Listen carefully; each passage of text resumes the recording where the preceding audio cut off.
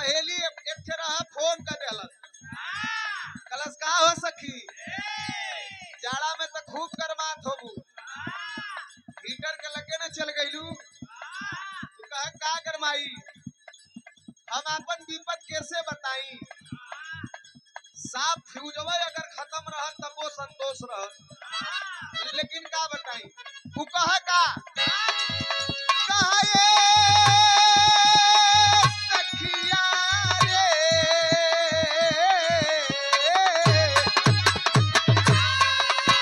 हिले के पलंगिया का रोज हिलता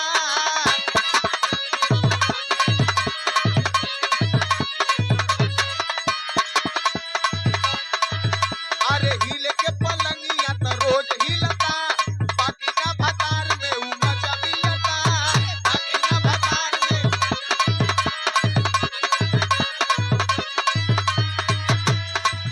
ए हो हिले के पलंगिया का रोज हिलता बाकी ना भतार में उ मजा मिलता चौखट पे खात नहीं थे चौखट पे खात नहीं थे सही से मिलनवा बलम के बांगुर बा बेलनवा बलम के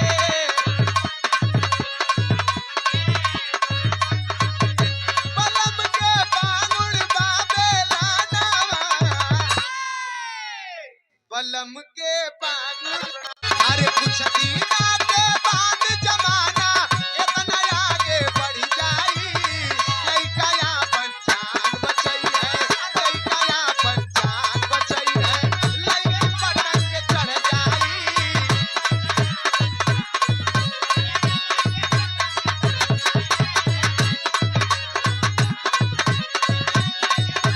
आ बढ़िया यो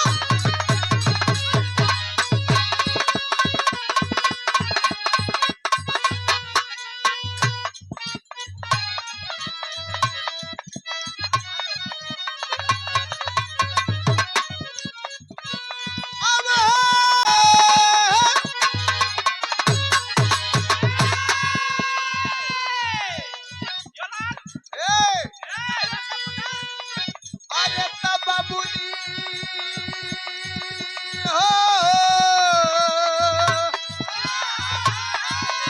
आई हो बाबुनी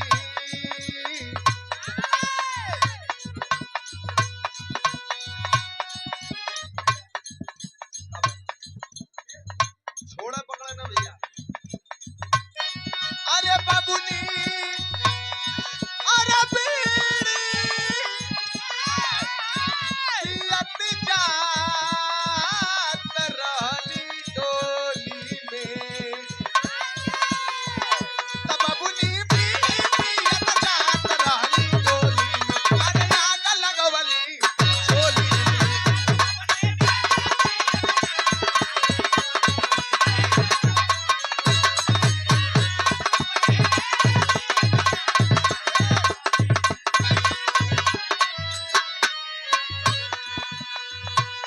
में यही देहात का एक ठे लड़का चल गयल शहर बम्बई में अब बम्बई से जब आयल तो गांव में लगल विलायती भाषा बोले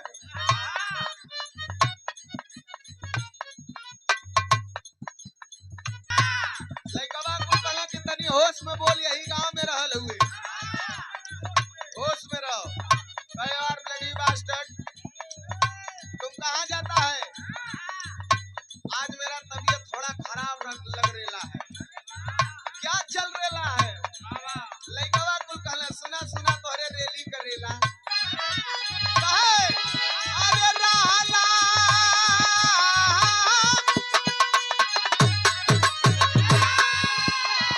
रहला देहाती बाबू रहला देहाती बाबू होई गइल सारी अब ना निकलाती तोहके अब ना निकलाती तोहके सतुआ फुटे हारी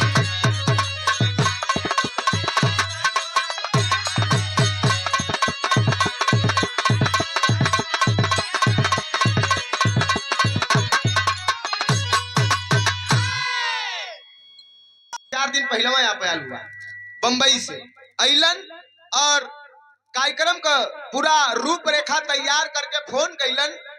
हम कली एकदम आवत ही बड़का बहू। वहां से हम तुरंत ट्रेन पकड़ ली और कल उतर ली। आज गाई फिर संझा के मुगल सराय से ट्रेन पकड़ब निकल जाओ, कहे से कि 4 तारीख को वहां पे महाभंडारा हो। तो ये आप लोगन का प्यार पावे के लिए और डंगरिया सरकार जी का आशीर्वाद पावे के लिए ई भक्त ई दास आप लोगन के सामने आयल बा। तनी से अगर कमो गाई तो आप लोगन तनी से बेसी सुन लिया, कहे कि सबसे कमजोर हम ही हई। और गुरुआ जी बाणन पीछे में क्षेत्र कहूँ हमरे संतोष भैया, हम ही पढ़ली बनारस का बड़ा कमजोर है। तनी से आप लोगों ने अपन आशीर्वाद दिया, बहुत बहुत धन्यवाद। आइए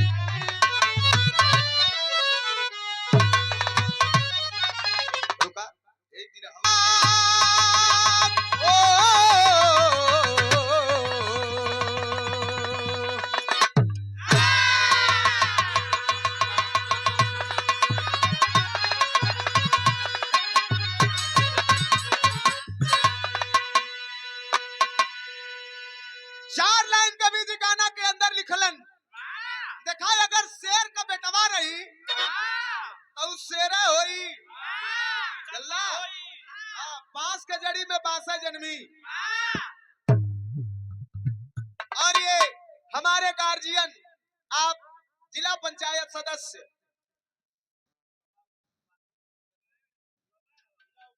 जिला उपाध्यक्ष महोदय समाजवादी पार्टी, और हमारे गार्जियन बड़े पिता चाखन यादव, मुरारी उर्फ चाखन यादव, बड़े पिताजी की ओर से आशीर्वाद बहुत बहुत लगी है। आपके उपस्थित जनता को प्रणाम, आशीर्वाद के इच्छा ताजी लगी रहे। आवा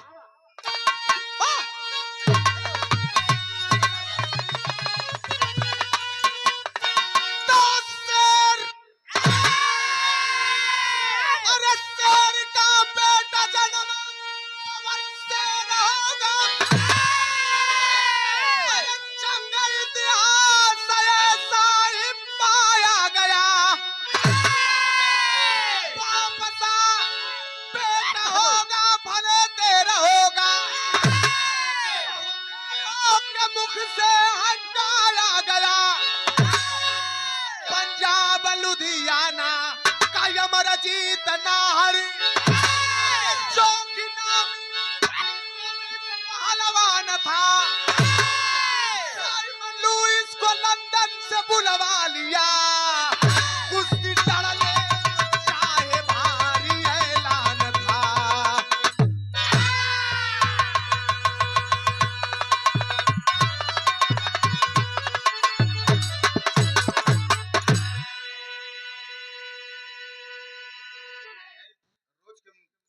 आज तनी कुछ कम हो जाड़ा। देखा, डगरिया सरकार जी का आशीर्वाद है। 2 दिन तो ऐसा जाड़ा रहल है, मौसम देख के हमें लगल है कि बड़ा कम आदमी सुने बदे रुकी है, लेकिन बाहरे मालिक उनका ऐसा कृपा भई कि घाम भी हल्का फुल्का निकल गल, मौसम भी साफ हो, जाड़ा भी तनी कुछ कम है। ए भैया, शेर का बेटा जन्मा तो बबर शेर होगा। जंग इतिहास ऐसा ही गाया गया। बाप सा बेटा होगा भले देर होगा, बहुतेरों के मुख से है गाया गया। कहानी कहाँ कहा? पंजाब लुधियाना। पंजाब लुधियाना का एक पहलवान जिनकर नाम रहल अमरजीत।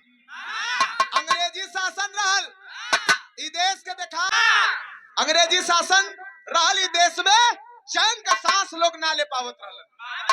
अंग्रेजन का इतना अत्याचार, इतना अत्याचार, इतना अत्याचार,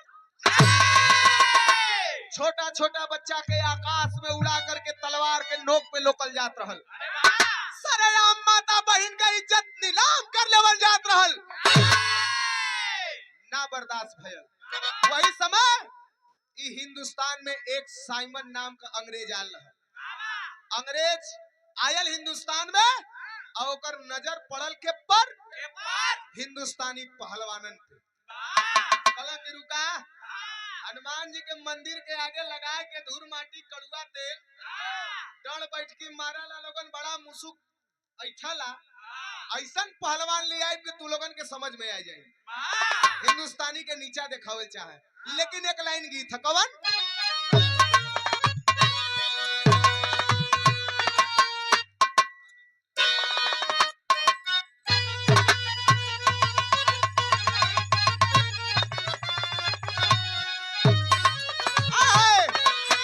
बिरहा बदल गई। बोला थी चाचा,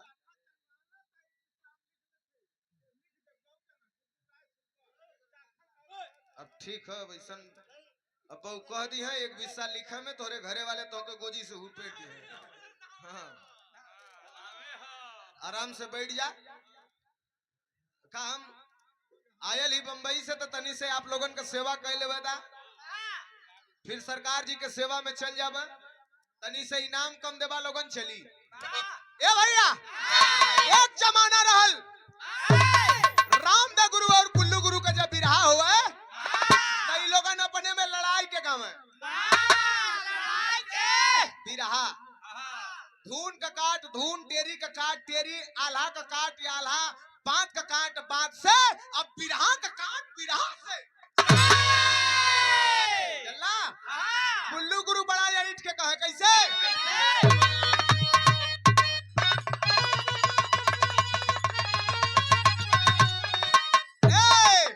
कुल्लू गुरु कहे कि अरे एक बात अरे मोरी तुझी गठिया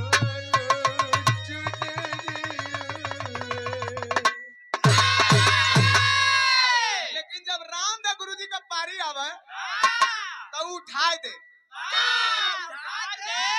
स्वर। कैसे कहा।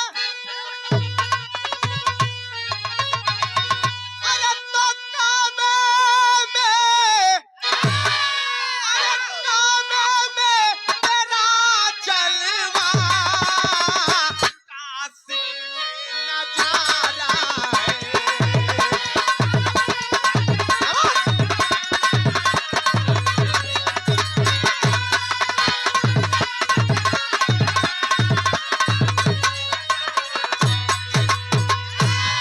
काबे में तेरा जलवा काशी नजारा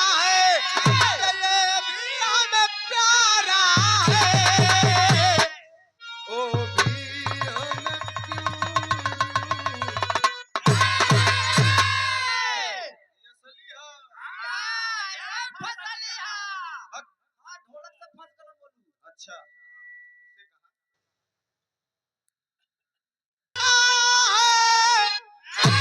अरे अच्छा कि मर जाना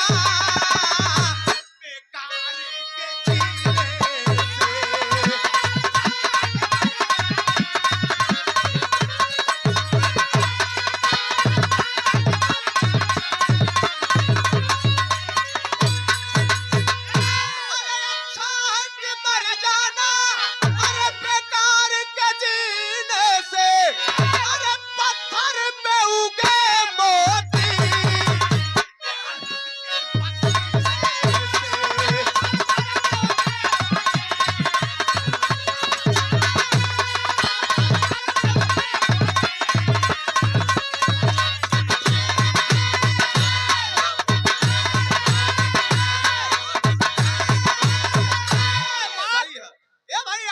पत्थर पे उगे मोती मेहनत के पसीने से।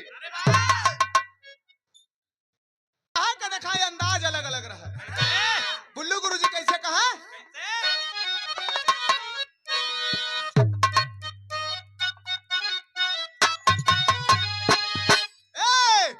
कहे कि अरे पंजाब प्रांत के अंदर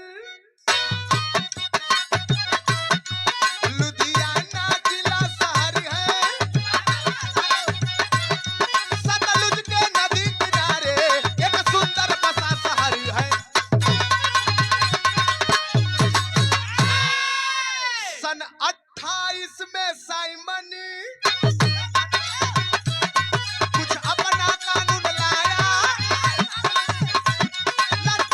संसाथी में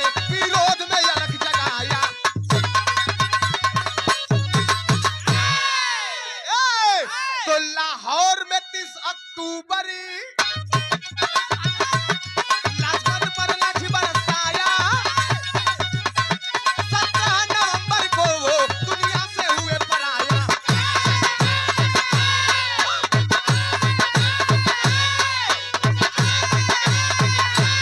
भैया साइमन एक पहलवान लेके आयल अपने देश से हिंदुस्तान के अंदर जेकर नाम रहल लुइस, आया के ऐलान कर देलस कि हाँ हिंदुस्तान में कोई माई का लाल जो कि हमरे पहलवान के पछाड़ दे पटक दे। सब चुप हो और साइमन कहा था पटक दे हमारे पहलवान के, और वही साथ में कुछ यापन कानून लेके आ ललन जे पे लाला लाजपत राय और उनके साथी लोग विरोध कर देलन। 30 अक्टूबर के लाला लाजपत राय के ऊपर लाठीचार्ज भइल और 17 नवंबर के लाला लाजपत राय इस दुनिया से अलविदा हो गई। जब ये अलविदा भइला तब हिंदुस्तान का क्रांतिकारी एकदम याक बबूला हो गई। अब देखा बगावत भड़कल कैसे।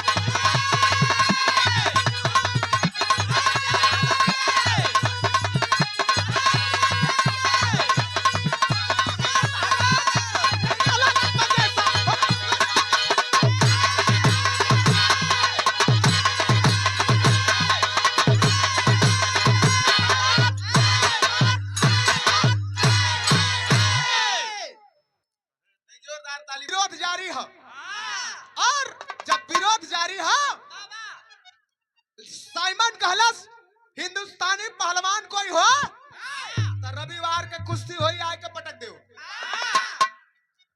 पटक दो। अमरजीत जाकर के हाथ मिला लेलन कलन हम लड़ब, ये माई का दूध ललकारा था या हम लड़ब हयल का।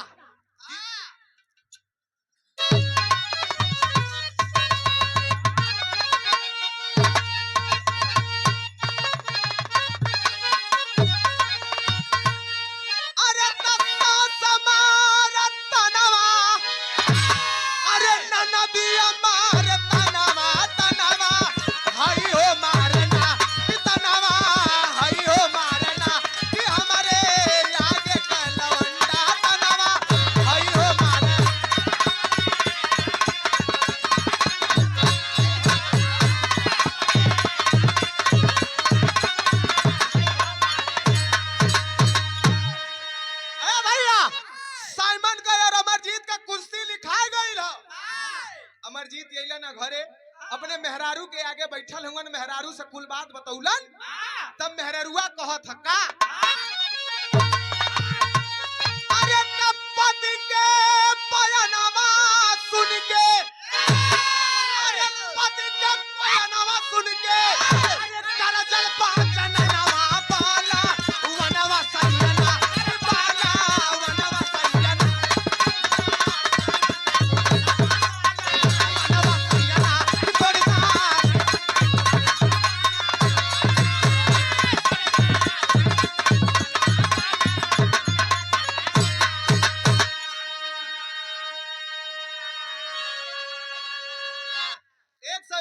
साथ सुन के मेहरारू गरज गई बाहर शेरनी कलश की सुना तोड़ साइमन का गुमान। और एक बात सुना कहता है अरे शेरे बबर का विधवा हो के दिन बिताई, अरे मऊगा मरद के रहते मर जाई।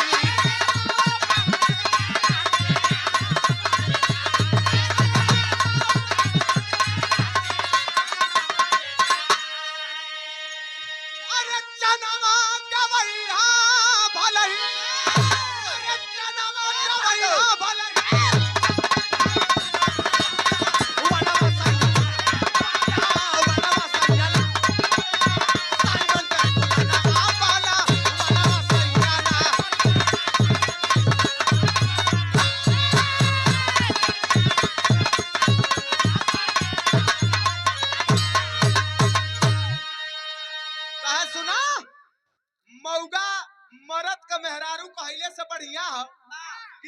शेर का विधवा कहाई जा कदम पीछे मत हटैया भले जान चल जाई डट के लड़िया जब जोश भरलस अमर जीत कहला कि ओ नी कहिया या तवार आई यार कहिया या तवार आई चढ़ब अखाड़े पे अंग्रेजवा के तो फाड़ देवे हां देखा यहाँ ये गीत हो हम कोशिश हमार हो हम इना कहत है कि हमसे मुंह नहीं नियर गाई हाथ जोड़त है लेकिन रामदेव गुरुजी गीत के गौले रहलन और उनके गौले के बाद बिरहा जगत में 3 या 4 कलाकारन के मुख से ही हम धुन सुनली एक सब टच ना करत लेकिन हमारे एक कोशिश हो आप लोगन का आशीर्वाद रही लह जाई तो ठीक और ना लही तो बता दिया लोगन तनी और रियाज करो कौन गीत हो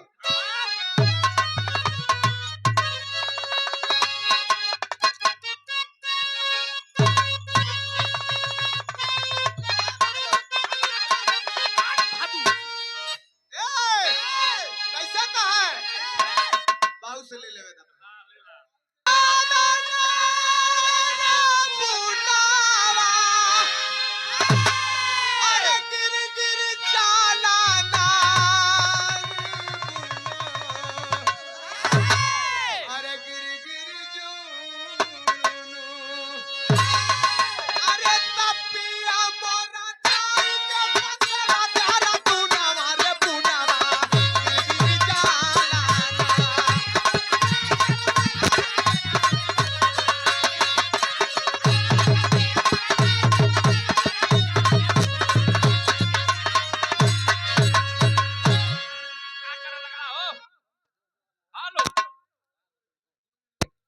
बहुत बहुत प्रणाम तनी से नाराज मत होया लोगन ये हमार दुकानदारी है अच्छा आदरणीय आप डॉक्टर अजय यादव हमारे बड़े पिता आप चाखन यादव बड़े पिताजी के सुपुत्र हुवन बहुत बहुत प्रणाम हो और कहा का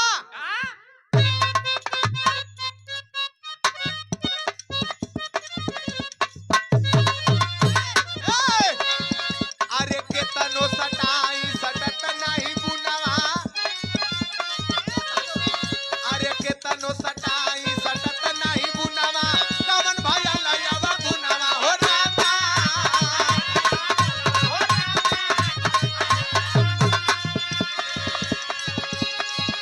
ई बुनवा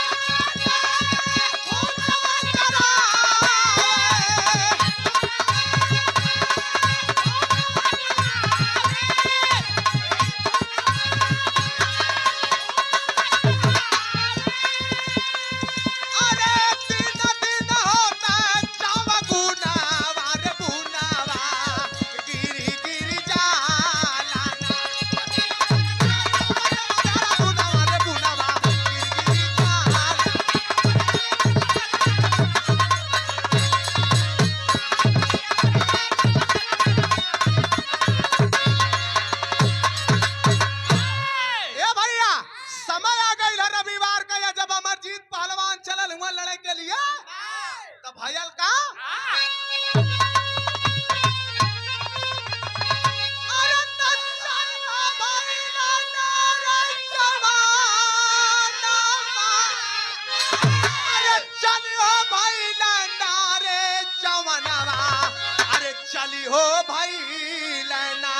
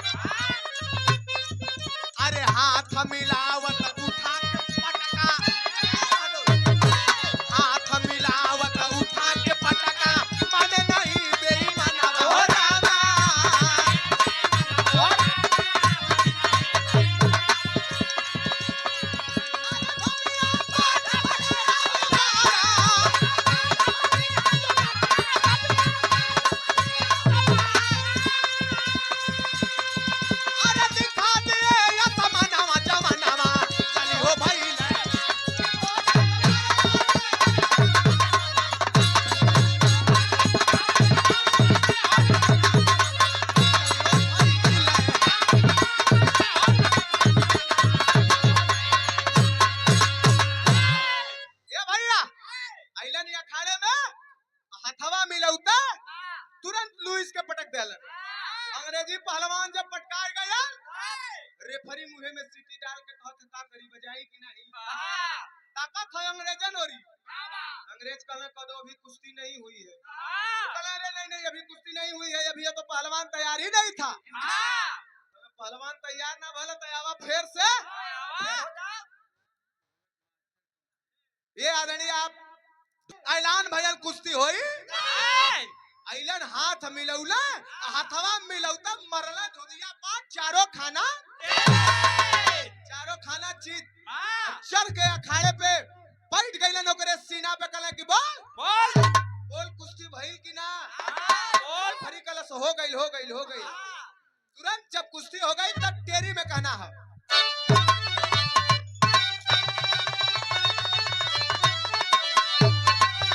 अरे तो पुलिस से निकले वंदे मातरम, अरे पुलिस से निकले वंदे मातरम, तो जवान को नजर बंद कर लिया गोरों की टोली।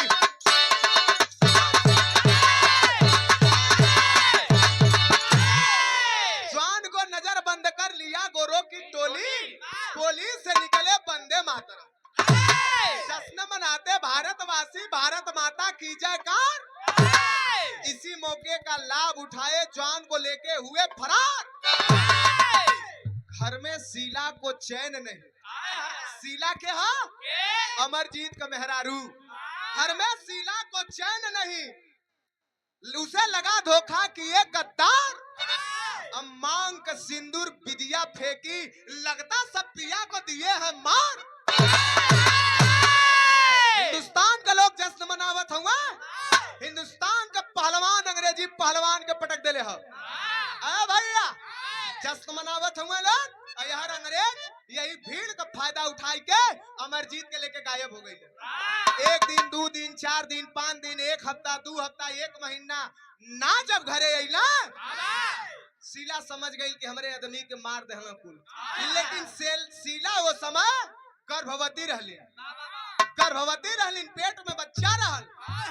तब भयल का कहना देखा पारंपरिक गीत हम माता बहन लोग गावेली कैसे।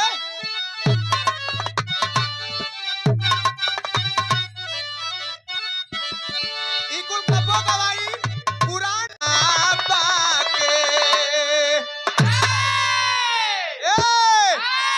भोजपुरी चाहत रहल ना, भोजपुरी का जड़ है। अरे तो हमारे बाबा के अरे पतरिया मुरिया असंभरी नौआ नहका तुरे। हमारे बाबा के पतरिया मुरिया असंभरी नौआ नहका तुरे।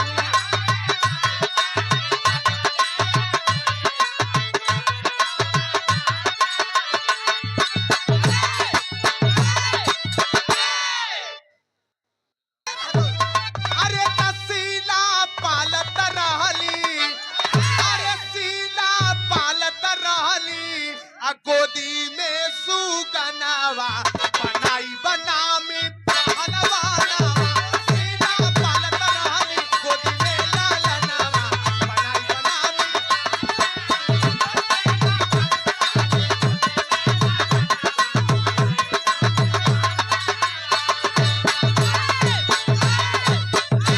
ये भैया शीला के गर्भ में बच्चा रहा। अमरजीत कहले रहना कि अगर बेटवा होई तो अमरजीत का बेटा समरजीत, अब बिटिया होई तो शीला का बिटिया सीता नाव रखी हा। समय बीतल, प्रसव भयल, लड़का भयल हो। माई उ लड़का के बड़ा प्यार से रखलिन, सींचत हइन, लेकिन ओके बड़ा कठोर फौलाद बनावत हइन। लड़का गिर जाए तो पुचकारे न लगे, हमरे बचवा के घाव लग नहीं। जाड़ा गर्मी बरसात कुल झेलावत उनके फौलाद बनौलिन और धीरे धीरे वो लड़का बड़ा होत गयल। जब आज लड़का कितना बड़ा भयल है, 19 साल का। स्कूल में जात है पढ़े के लिए, तो एक दिन स्कूल में घटना घटल। कैसन घटना घटल? गीत है यहाँ पे अंतिम गीत।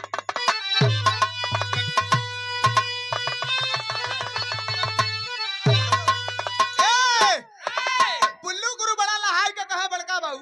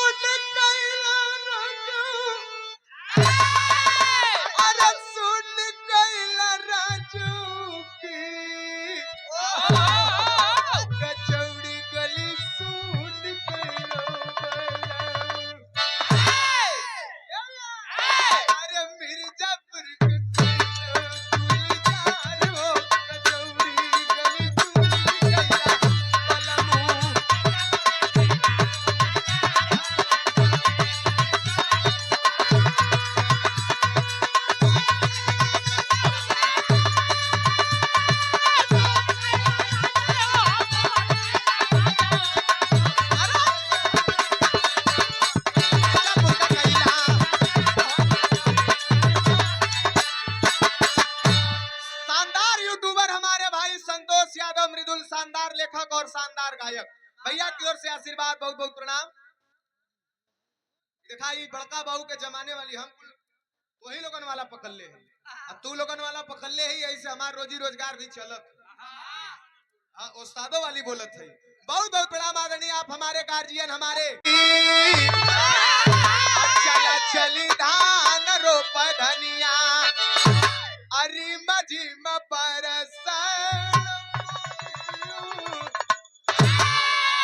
बड़का बाबू यही बनारस का आदरणीय हमारे विश्वनाथ गुरु जी, ऐसे एक बदल के गाँव है।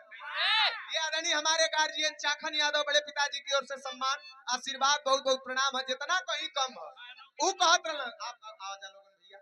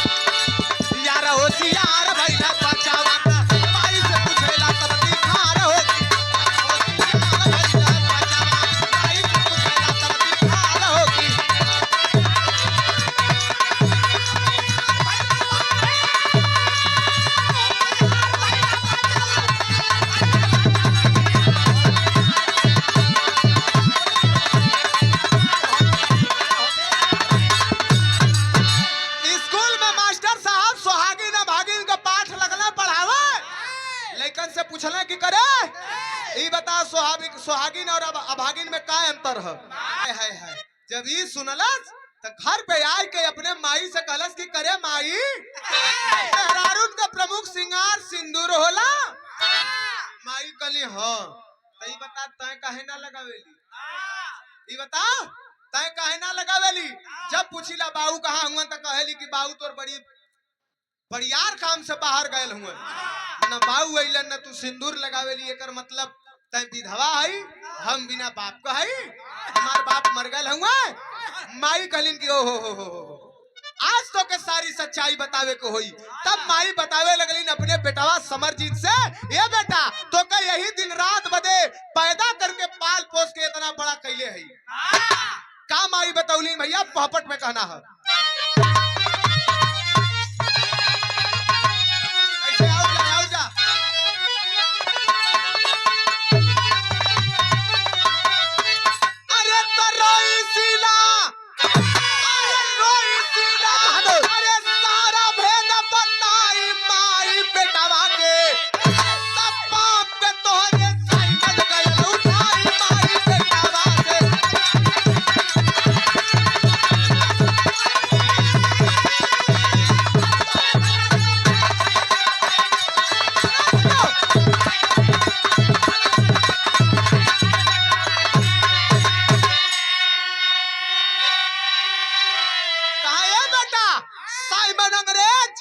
अंग्रेजी पट्ठा लेके आल है लुइस और ऐलान कैले रहल कि जे पटकी ओके भुगतान भोगे के होई। तो हर बाप पटक देलन लुइस के, तो भयल का एक ठे धमकी देले रहल का, और पूरे परिवार से हमके आशीर्वाद प्यार मिलत रहेला। और ये हमरे मोती ढोलक वादक 29 रुपया, बहुत बहुत प्रणाम। उपस्थित जनता को प्रणाम। समय गरीबी कुछ ज्यादा है। एक थे काले रहल का बड़का बाबू कैसे 2 मिनट आऊ बढ़िया आवा, कैसे बम्बई से हम तोहसे कह के आल हई, तोहके हम सुनाए के जाई ताकि तू बनवारी बड़का बाबू के फोन करा तो कहा कि नहीं बेटवा के बोलौली तो बेटवा के उलस आवा का जैसन करब धमकी देला भारी हो, अरे हमें बुझाला ये मोरे बचावा हम देला मारी हो।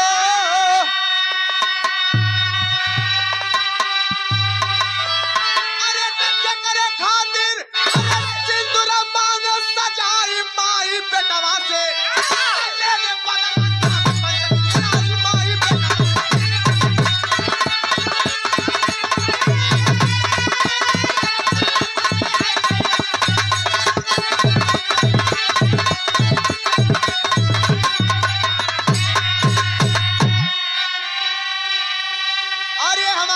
एसके बिरहा म्यूजिक सूरज खरवार भाई की ओर से सम्मान किया गया। यूट्यूब चैनल जो यहाँ पे लगल हो हमारे सूरज भाई की ओर से सम्मानित किया गया।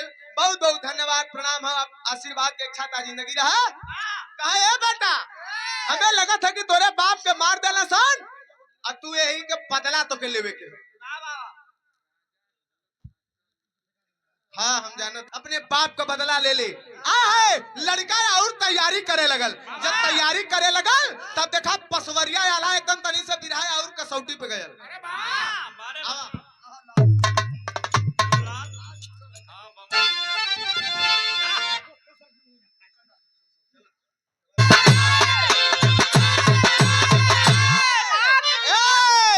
अरे तो झूम झूम के सावन आया,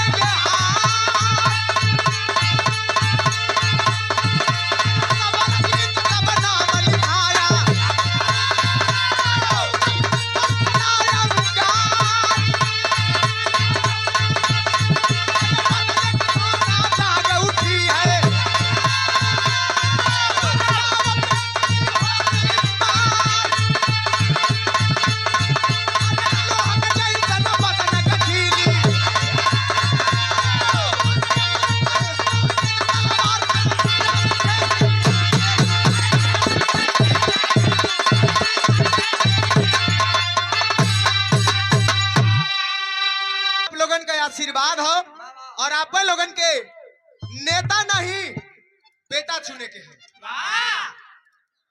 भाई बेटा अपन चुने के है। आदरणीय हमारे गार्जियन हमारे शुभ चिंतक और शानदार बिरहा गायक जनप्रतिनिधि हमारे मुरारी उर्फ चाखन यादव बड़े पिताजी की ओर से आशीर्वाद बहुत बहुत प्रणाम हो। ए भैया नाग पंचमी वाले दिन आय के अखाड़े में लगना रियाज मारे। हर साइमन फिर आयल हो। साल कवन हो? कवन साल हो? 1947। एक पहलवान लेके आयल 1928 में। आज 1947 में पहलवान लेके अलन फिर ऐलान कर देलन कि हाँ कोई हिंदुस्तान के अंदर अपने माई का दूध पी ले हाँ तैयार के लड़ी ले समरजीत जाए के नाम लिखा लेलन। और जब नाम लिखौ ना तब भयल का दिखाई पेवर आल्हा हो जखन बड़का बाबू ध्यान दिहा ये उस्ताद वाली है।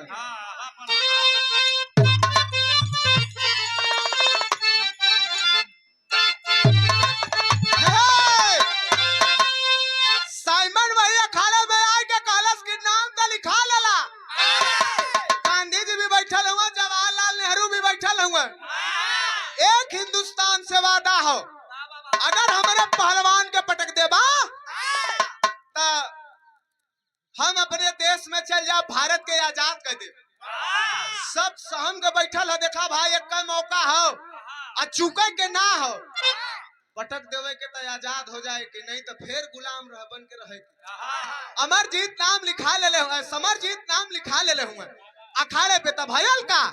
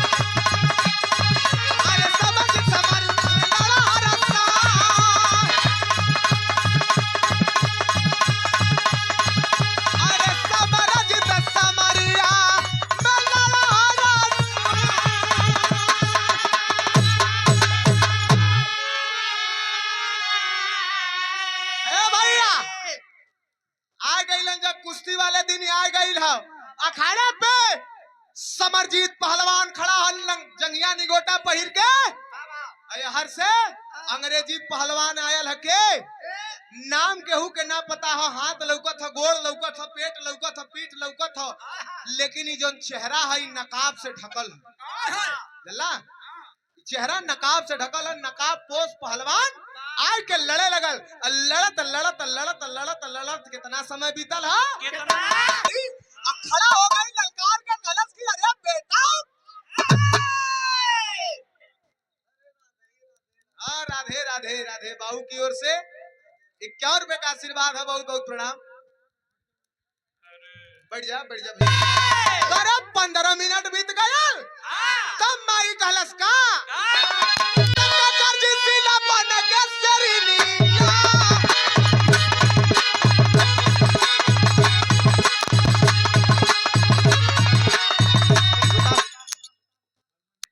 निकल रहा था तो बंद कर दे ही।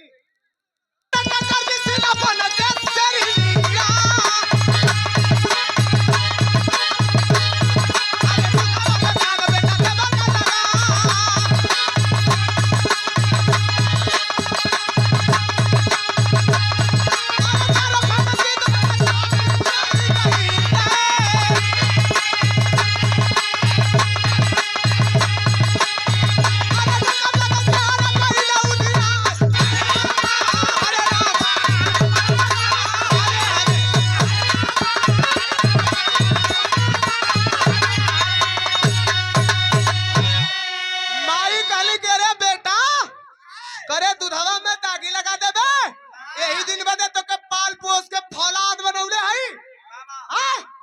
15 मिनट बीत गल, वही तू लड़त हुए 2 मिनट भी ना बीतल रहल, तोर बाप हाथ मिलौ तब पटकले रहलन।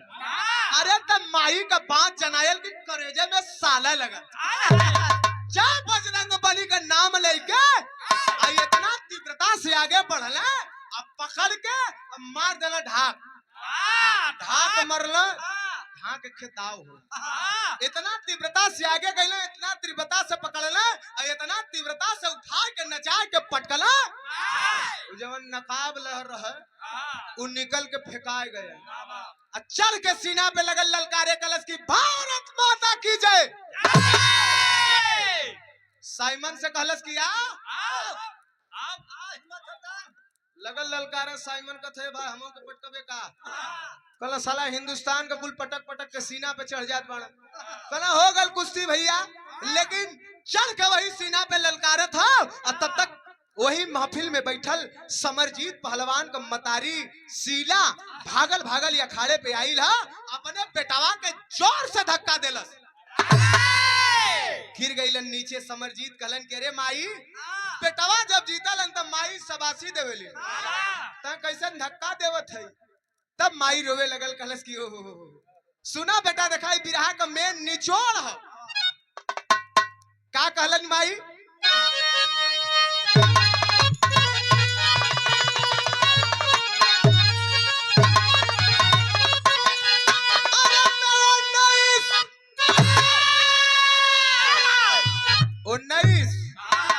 उन्नीस का मन बड़ा महत्व है सुन ला लोगन 1928 में जब साइमन आयल एक पहलवान लेके और फिर 1947 में लेके आयल 19 साल का पीछे में गैपिंग रहल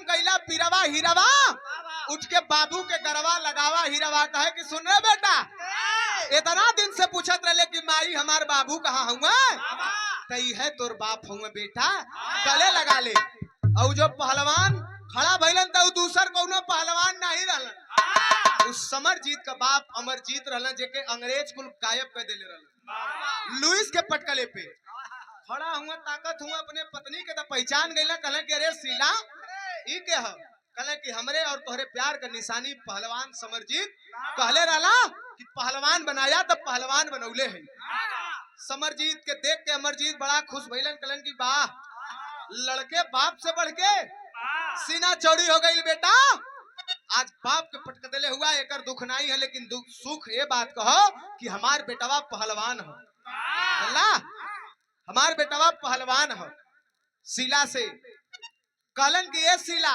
हम तो जब लुइस के पटकली अंग्रेजवा कुल गायब कर देला आई गुलखिया पे पट्टी बांध बांध ले जाए कि हमें कुल देशवा घुमावत हुआ हमें पता ना रहला कि हम कौने देश में है कौने देश खातिर लड़त है खाली ले जाए के अखाड़े पे खड़ा कर देवलन लड़ीला पटकीला फिर चली आईला हमके का पता कि हम आज अपने भारत में ही अपने ही खून से लड़त है लेकिन बड़ा खुश भइली तब कहत हुआ का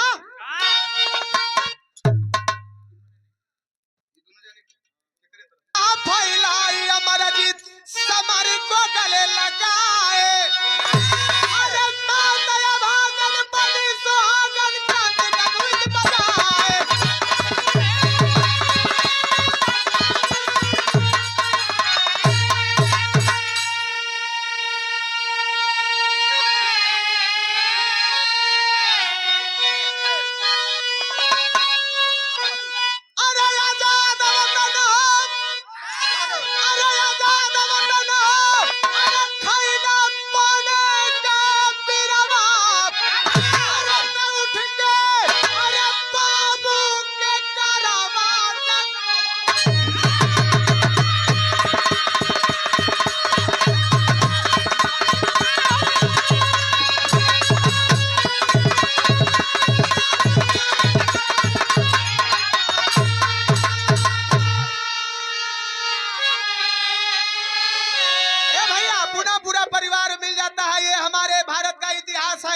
हमारे देश का यही इतिहास है। इस देश को आजाद कराने के लिए एक से एक वीर अपने जान की आहुति दे दिए।